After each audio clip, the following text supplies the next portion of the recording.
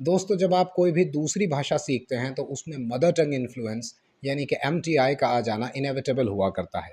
हिंदी उर्दू बोलने वाले हजरात जब इंग्लिश बोलने की कोशिश करते हैं या इंग्लिश बोलते हैं तो उसमें बहुत सारे मदर टंग इन्फ्लुएंसेस आ जाते हैं।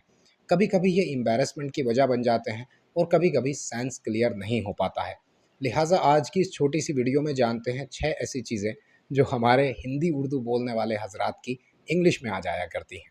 हमेशा की तरह वही एक छोटी सी video and the same hackneyed request to watch the video till end. दोस्तों, सबसे पहला मदर टंग इन्फ्लुएंस होता है रीज़न बिहाइंड।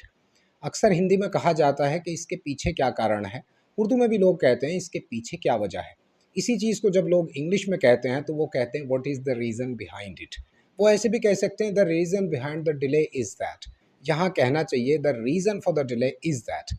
रीज़न के बाद अंग्रेज़ फॉर का इस्तेमाल करता है, जबकि हम हिंदी उर्दू बोलने वाले लोग रीज़न के बाद अक्सर बिहाइंड लगा देते हैं। कभी कभी तो ये सेंस को कैरी करने में दुश्वारी पैदा करता है और कभी कभी थोड़ा सा एम्बैरेसमेंट भी हो जाता है। तो बहरहाल कोशिश कीजिए कि रीज़न के बाद बिहाइंड ना लगाया जाए, फॉर लगाया जाए, वरना वो लोग जो हिंदी उर्दू नहीं जानते हैं आपके इंग्लिश से बहुत ज़्यादा फ़ायदा नहीं उठा पाएंगे। जिस तरह से हम रीज़न बिहाइंड बोलते हैं उसी तरह हम रन बिहाइंड भी कहते हैं। मतलब अगर मुझे कहना हो कि वो पैसे के पीछे भागा चला जा रहा है तो मैं कहूँगा he is running behind money. ये भी नहीं कहना चाहिए, हमें कहना चाहिए he is running after money. Run के बाद अंग्रेज़ आफ्टर का इस्तेमाल करता है, हालांकि हिंदी उर्दू में लोग पीछे भागने के लिए लफ्ज़ पीछे और भागना रन बिहाइंड, तो ये लिटरल ट्रांसलेशन हो जाया करता है। लिहाजा यहाँ रन बिहाइंड ना कहकर आपको रन आफ्टर कहना चाहिए, ये अच्छा सेंस कैरी करता है। इसी तरह एक लफ्ज़ लैक हुआ करता है, लोग उसके साथ भी अक्सर बिहाइंड इस्तेमाल कर देते हैं।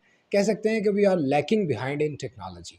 ऐसा नहीं कहना चाहिए, हमें कहना चाहिए वी लैक टेक्नोलॉजी या we are lacking in technology. Lack के बाद आप इनका तो इस्तेमाल कर सकते हैं, लेकिन बिहाइंड का इस्तेमाल बिल्कुल नहीं करना चाहिए।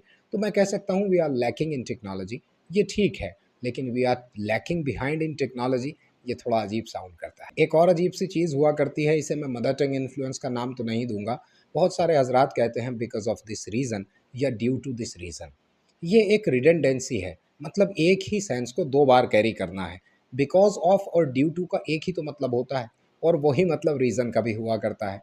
तो अगर मैं कह रहा हूँ बिकॉज ऑफ दिस रीज़न या ड्यू टू दिस रीज़न तो ये कोई बहुत अच्छा सेंस कैरी नहीं करता है। आपको कहना चाहिए बिकॉज ऑफ दिस या ड्यू टू दिस। यहाँ पर रीज़न का इस्तेमाल ना करें तो ही ज़्यादा अच्छा साउंड करेगा। दोस्तों, हिंदी उर्दू स्पीकर्स बिलीव के बाद अक्सर ऑन का भी इस्तेमाल कर देते हैं, क्योंकि हिंदी में विश्वास किसी पर किया जाता है और उर्दू में भी यकीन किसी पर किया जाता है। तो they can say that I believe on you. आपको कहना चाहिए I believe you, I trust you. यहाँ पर ऑन का इस्तेमाल मत कीजिए। बिलीव के बाद इन का इस्तेमाल होता है, लेकिन वो कुछ एग्जिस्टेंस वगैरह को लेकर होता है, जिस पर मेरी पहले से एक वीडियो मौजूद है। तो बहरहाल बिलीव के बाद आप ऑन का इस्तेमाल ना करें। अगर आपको कहना हो कि मुझे तुम पर विश्वास है, मुझे तुम पर यकीन है, देन सिंपली से आई बिलीव यू। मुझे उम्मीद है ये छोटी सी वीडियो और ये चंद वजाहतें आपके लिए ज़रूर फ़ायदेमंद साबित हुई होंगी। कुछ और जानना चाहते हैं तो कमेंट कीजिएगा, इंतज़ार करूँगा।